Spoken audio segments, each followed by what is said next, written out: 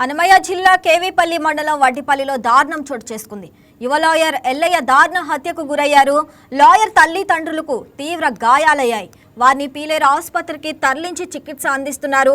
పాత కక్షల నేపథ్యంలో లాయర్ ఎల్లయ్య కుటుంబంపై గుర్తు తెలియని వ్యక్తులు దాడి చేశారు. దాడి నేపథ్యంలో గ్రామంలో ఉద్రిక్తత పరిస్థితులు నెలకొన్నాయి. సమాచారం అందుకున్న పోలీసులు దర్యాప్తు చేస్తున్నారు.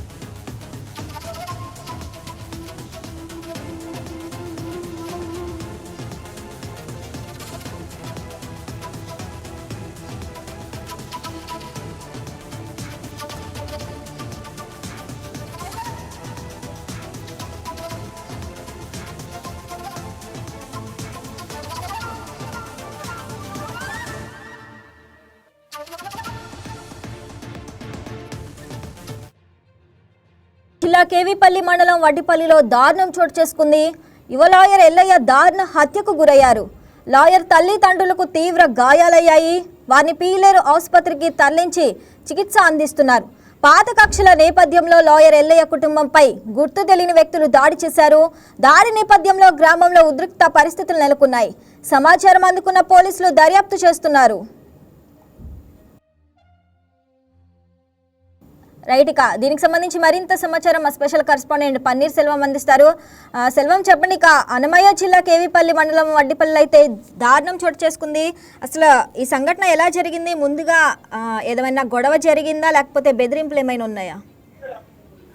Good morning Shravani. ఏదైతే చూసుకుంటే అన్నమయ్య జిల్లాలో పాత కక్షలు మరోసారి రక్తపాతానికి కూడా దారితీసినటువంటి పరిస్థితి. కేవీపల్లి మండలం వడ్డిపల్లి గ్రామంలో యువ న్యాయవాది ఎల్లయ్య దారుణ హత్యకు కూడా గురైనట్లు మనకు తెలుస్తుంది. ఈ ఘటనలో ఆయన తల్లిదండ్రులు కూడా తీవ్రంగా గాయపడినట్టు కూడా మనకి ప్రధానంగా తెలుస్తుంది. అయితే ఘటన వివరాల్లోకి వెళ్తే గత కొంతకాలంగా కొనసాగుతున్న పాత కక్షల నేపథ్యంలోనే గుర్తు తెలియని వ్యక్తులు నిన్న రాత్రి మాటు వేసి ఎల్లయ్య కుటుంబంపై విచక్షణ రహితంగా కూడా దాడి చేసినట్లు మనకు తెలుస్తుంది. ఈ దాడిలో ఎల్లయ్య అక్కడికక్కడికే మృతి చెందగా తన కొడుకును కాపాడుకోపోయిన తల్లిదండ్రులకు కూడా తీవ్ర గాయాలైనట్టు కూడా మనకు తెలుస్తుంది.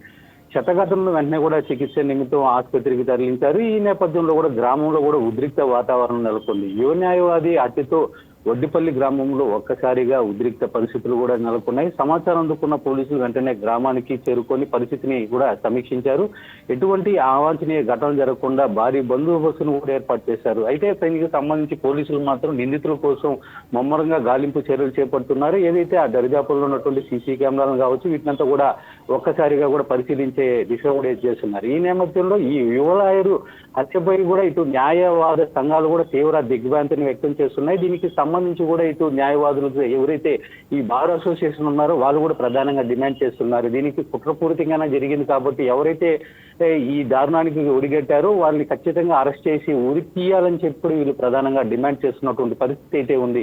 అయితే దీనికి సంబంధించి మాత్రం పోలీసులు ఇంకా ముమ్మరంగా గాలిస్తున్నటువంటి పరిస్థితి. ఇప్పటి వరకు అయితే మాత్రం మనకున్న సమాచారం మేరకు ఇప్పటి వరకు కూడా ఆ నిందితులు ఎవరనేది మాత్రం ఇప్పటి వరకు తెలియలేనటువంటి పరిస్థితి. దీనికి సంబంధించి కూడా పోలీసులు వీలైనంత త్వరగా కూడా ఎవరైతే ఈ నిందితులు ఉన్నారో వాళ్ళని పట్టుకునే ప్రయత్నం కూడా చేస్తున్నామని చెప్పి కూడా ఇటు చెప్తున్నటువంటి పరిస్థితి. సెల్వం, మరి నిందితులను పట్టుకోవడానికి పోలీసులు ఏమైనా ప్రత్యేక బృందాలు ఏర్పాటు చేశారా? అంటే మరి ఈ ఘటనపై ఉన్నతాధికారులు ఏమంటున్నారు? రైట్. దీనికి సంబంధించి కూడా ఈయన చూసుకుంటే ఎవరైతే ఈ మృతుడు ఉన్నాడో ఇతను యువ లాయరు. దానికి సంబంధించి కూడా ఒక మంచి పేరు కూడా సంపాదించుకున్నటువంటి పరిస్థితి లాయర్ నేపథ్యంలో కూడా దీనికి సంబంధించి కూడా ఈ హత్యపై కూడా న్యాయవాద సంఘాలు కూడా తీవ్రంగా కూడా ఆగ్రహం వ్యక్తం చేస్తున్నాయి. ఈ నేపథ్యంలో కూడా పోలీసులు కూడా ఈ గ్రామంలో ఒక్కసారిగా కూడా భారీ ఎత్తున చేరుతున్నారు. ఈ నేపథ్యంలో అక్కడ ఏదైనా అవాంఛనీయ ఘటనలు జరగకుండా కూడా ముందస్తు చర్యల్లో భాగంగా పటిష్ట బందోబస్తును కూడా ఏర్పాటు చేసినటువంటి పరిస్థితి. ఈ నేపథ్యంలో చూసుకుంటే దీనికి సంబంధించి ఇటు పోలీసు అధికారులు కూడా కొన్ని ప్రత్యేక బృందాలు ఏర్పాటు చేస్తాం, వీలైనంత త్వరగా కూడా ఎవరైతే నిందితులు ఉన్నారో వాళ్ళని పట్టుకొని కూడా కఠినంగా శిక్షిస్తామని చెప్పి కూడా ఇటు పేర్కొన్నటువంటి పరిస్థితి కావాలి. సెల్వం, మరి గాయపడిన తల్లిదండ్రుల ఆరోగ్య పరిస్థితి ఎలా ఉంది ప్రస్తుతం?